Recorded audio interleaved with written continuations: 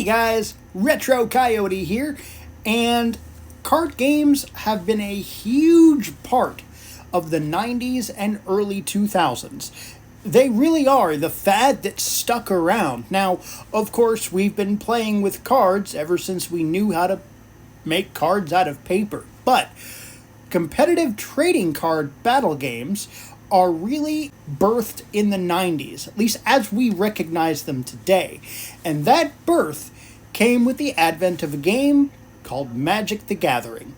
Now, if you play any card game, you probably play Magic, or at least have a friend who has harangued you into playing Magic. That's where I'm at with Magic, honestly.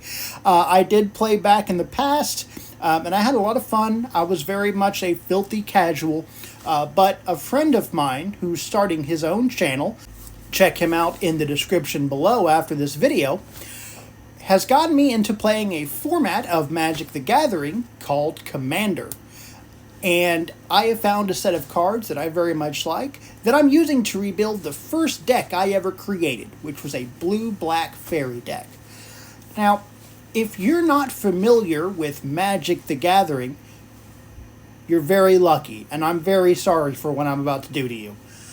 Magic the Gathering was a card game created in 1993 by Wizards of the Coast, who published the game, and it's been going ever since. Like I said, it's the fad that stuck around, and it's been popular for 3 decades now, which seems crazy to say, but it's true.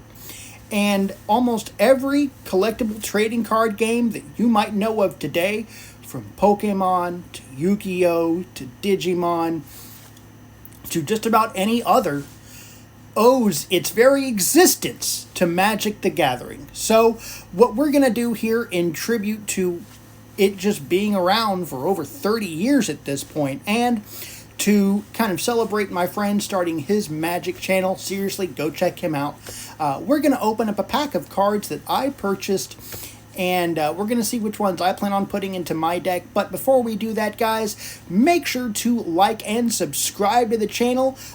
We'd love to have you with us. We talk about 90s and 2000s nostalgia here. So we're going to go ahead and jump cut to Real Life Retro, opening up these cards. Take it away, man. Thanks, VTuber Retro. So, here we have a draft pack of Wilds of Eldraine, which is the set that I'm very much enjoying right now, especially seeing as how my deck is going to be a blue-black fairy-focused commander deck. We're going to take a look at these cards as we open them up, and we're going to discuss a little bit about Magic, where it's been, and what the community is like, and what you can expect if you're looking to get into the game. So first off, again, the game has been around for 3 decades, and as such, there are many sets. Different things have fallen in and out of favor in the competitive scene, and just about any card shop or comic shop you go to is going to sell Magic cards. Now, you can go ahead and buy the cheap ones from the box. They're very inexpensive, so you can very easily get started by just building your own deck custom from the long boxes there at the comic shop, or you can buy a pre-made starter deck, commander deck, what have you. Now, to basically break down how Commander works, you get a Commander card. It's any legendary creature. That card is, again, your commander.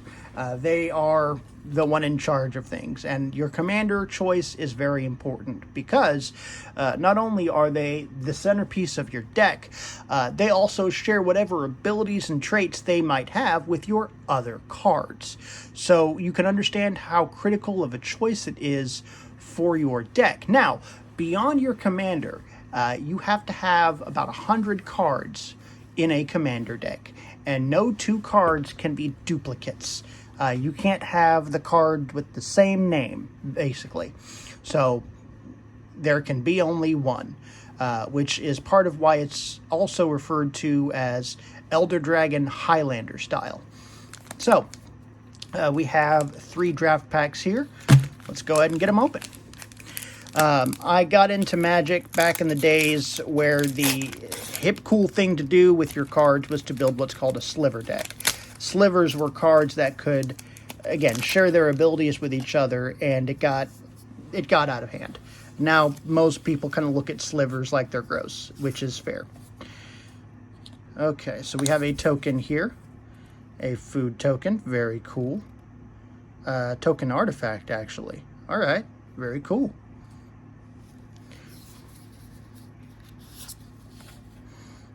A mountain. Some of the art, well, I say some. A lot of the art for these cards are really cool also. Spreading Seas. A Red Tooth Regent, a legendary elf noble, very cool. Ice Rot Sentry, alright. Solitary Sanctuary. Stalked by Nightmares, alright. A lot of legendaries, very cool. Troublemaker. Skewer Slinger, alright. Red Tooth Genealogist. Snare Master Sprite. Commune with Nature. Besotted Knight. Spell Stutter. I might add that to my deck, actually. Not Dead After All. Spider Food. Now, with this first pack, you probably saw, there were cards with different colors. There are 5 basic colors in Magic the Gathering. Red, green, blue, white, and black. Each of them have different themes and things that they specialize in. Most players focus their deck around 1 or 2 colors. And some cards can be combination of 2 or more of these colors. It just depends. And you use the land cards like mountains, fields, swamps, all that to power your gameplay. Essentially, they are the mana. They're what you use to pay the cost for playing your cards. So here we have what look like tokens. Very cool.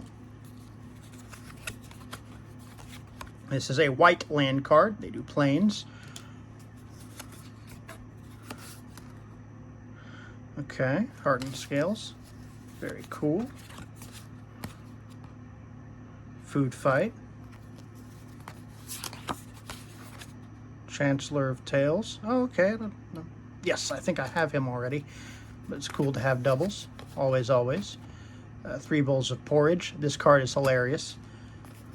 Yeah, the cool thing about this set, Wilds of Eldraine, is it's a set focused around grim fairy tale type themes. So, for me who likes to build around fairies, I can literally build my deck as a fairy tale, and it's a lot of fun. Cursed Courtier, Edgewall Pack, Protective Parents, Flick a Coin, Candy Grapple,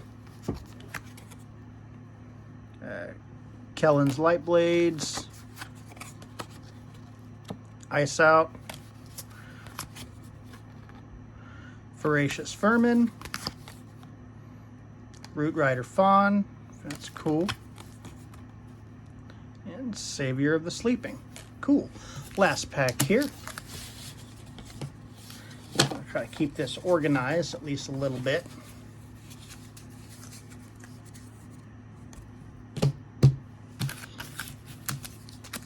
But yeah, they do have other formats that you can play, and if you're wanting to get involved in the competitive side of things, they'll have at most comic shops and game shops what they call Friday Night Magic, which is where you pay a small fee to get some cards, and you set up, and it's like a tournament. And there are prizes and all sorts of stuff. The world of Magic the Gathering is absolutely huge, and definitely worth looking into at the very least. If you play any card game at all, you probably already play Magic, but if you don't, at least give it a look. It's worth, if nothing else, kind of seeing where a lot of the other games really came from. The DNA of just about every other card game out there, trading card game rather, can be found in Magic the Gathering. It's historically speaking very important. Another food token, very cool. Another island, very cool. I love the art on a lot of these new cards. Witch's Mark, a hollow card, very cool. Intangible Virtue. Red Cap Gutter, Goblin Warrior, very cool. One of the next commander decks I'm going to build is going to be a Goblin deck, so I'm sure he'll come in handy. Edgewall Inn. Ashiok's Reaper. I'm a Danger Recruiter. Crystal Grotto. There are special lands that do special things.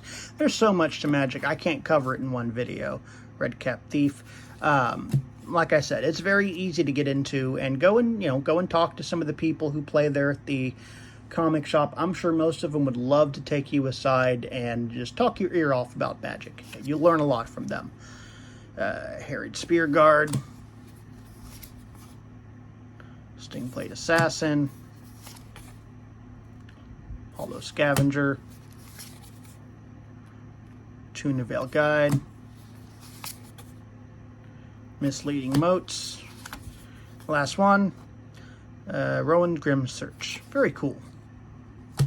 Yeah, so definitely give Magic a shot if you haven't. If you have, tell me, what was your first Magic deck and what got you into the game? Was it a friend who kind of dragged you into it like I did? Or did you find the game on your own and just enjoy it? I'd love to hear your thoughts. But beyond that, if you enjoyed this, please let me know by liking the video, and don't forget to subscribe. And be sure to check out my friend's channel, The War Room. Again, I'll put a link to his channel down in the description below. He's new to YouTube, so please hop on by and let him know Retro sent you. I'm sure he'd appreciate that. And with that being said, guys, thank you so much for watching, and I'll catch you guys next time. Bye!